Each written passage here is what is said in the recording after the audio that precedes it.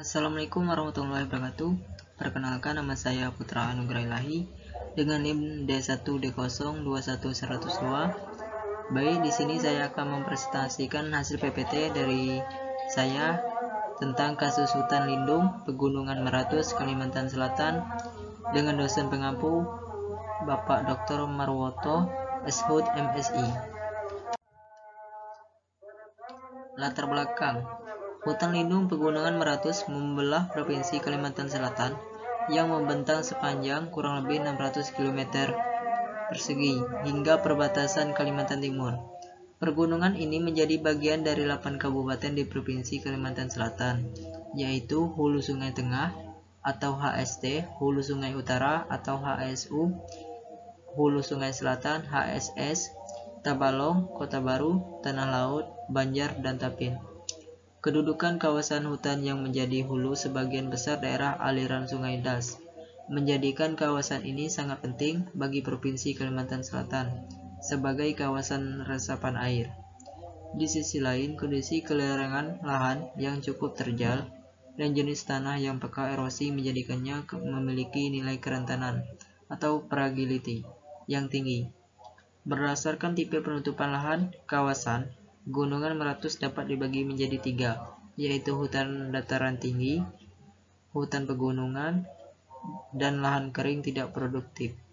Sedangkan berdasarkan pengamatan okuler, sebagian besar tata guna lahan di sekitar hutan lindung Pegunungan Meratus adalah areal perlandangan, hutan sekunder, hingga semak belukar serta perkebunan rakyat.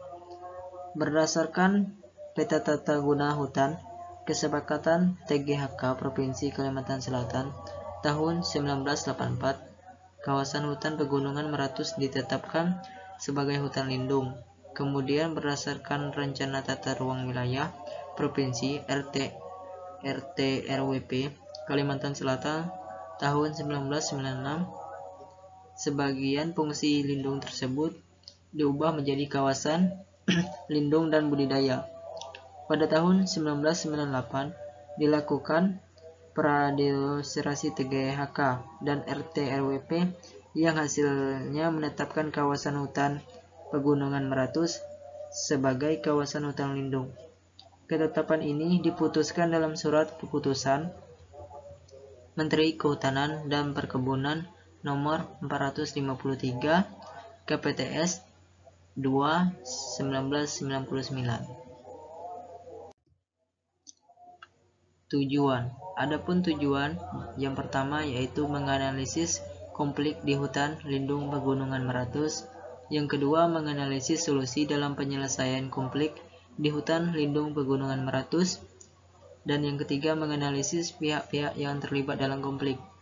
Adapun rumusan masalah yang pertama yaitu mengetahui pihak-pihak yang terlibat dalam konflik di hutan lindung Pegunungan Meratus. Yang kedua, mengetahui sejarah penyebab konflik di hutan lindung Pegunungan Meratus. Dan yang ketiga, mengetahui solusi paling tepat dalam konflik di hutan lindung Pegunungan Meratus. Pembahasan penyebab konflik. Pada tanggal 10 Februari 1928, kebijakan ini menetapkan kawasan hutan lindung Meratus sepanjang Kota Baru hingga Pasir sebagai kawasan hutan lindung yang tidak boleh digunakan untuk kepentingan lain apapun. Pada tanggal 1 Desember 1999, diselenggarakannya rapat koordinasi penetapan perubahan fungsi kawasan lindung Meratus. Sebagian besar peserta menolak alih fungsi ini.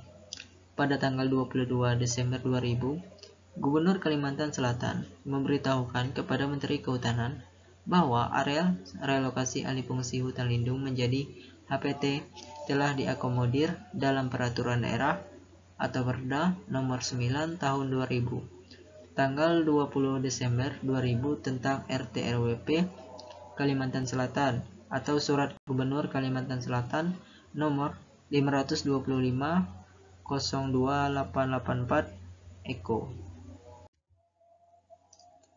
Pada tanggal 22 Januari 2002, yang pada prinsipnya meminta agar surat pengalihan fungsi tersebut segera diterbitkan untuk memperoleh kepastian hukum atas kawasan Pegunungan Meratus. Menteri Kehutanan tetap mempertahankan kawasan hutan Pegunungan Meratus sebagai hutan lindung, dan DPRD akan mempelajari ulang peta alih fungsi kawasan yang termuat dalam Perda Nomor 9 Tahun 2000 tentang RT/RWP dengan memperhatikan kondisi realistis yang ada di lapangan.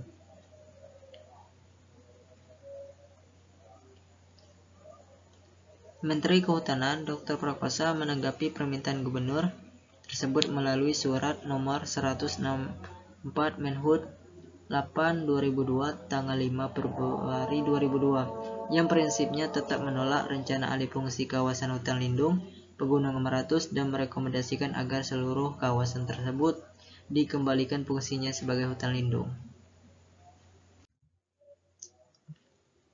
Pihak-pihak yang terlibat.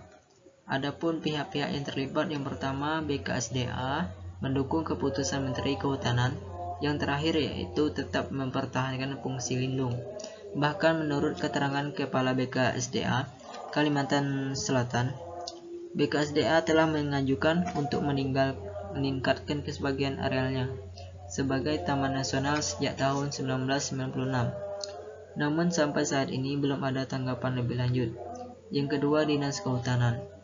Sebagai bagian dari pemerintah daerah mendukung gubernur untuk mengubah fungsi kawasan lindung menjadi HPT. Di kawasan ini banyak terdapat izin pemanfaatan kayu IPK yang dikeluarkan oleh Bupati. Saat ini ada beberapa IPK yang beroperasi dengan luas areal mencapai 2.500 hektar. Dan yang ketiga, sebagian masyarakat setuju dengan rencana alih fungsi ini dan sebagian lagi menolak. Dan yang keempat, Direktur Eksekutif LPMA dan Ketua Koordinator Aliansi Advokasi Meratus menolak rencana alih fungsi ini. Adapun upaya penyelesaian konflik. Yang pertama, melakukan rapat-rapat koordinasi yang dihadiri oleh berbagai instansi pemerintah yang terkait, pihak perusahaan, LSMM, dan media massa. Dan yang kedua, pembentukan tim terpadu yang dikoordinasi oleh BKSDA untuk mengkaji kelayakan alih-alih fungsi kawasan ini.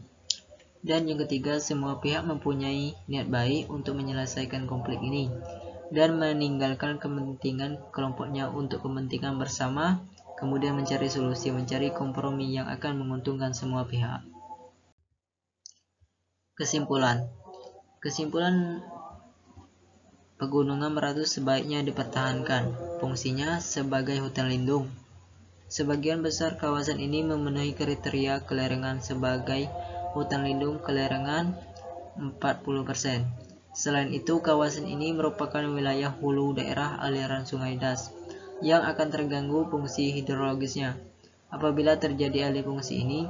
Kemudian dari segi sosial dikhawatirkan akan menyebabkan konflik baru antara masyarakat dan pemegang hak pengelola hutan produksi tersebut. Demikian hasil dari PPT saya. Lebih dan kurang saya mohon maaf. Saya akhiri. Wassalamualaikum warahmatullahi wabarakatuh.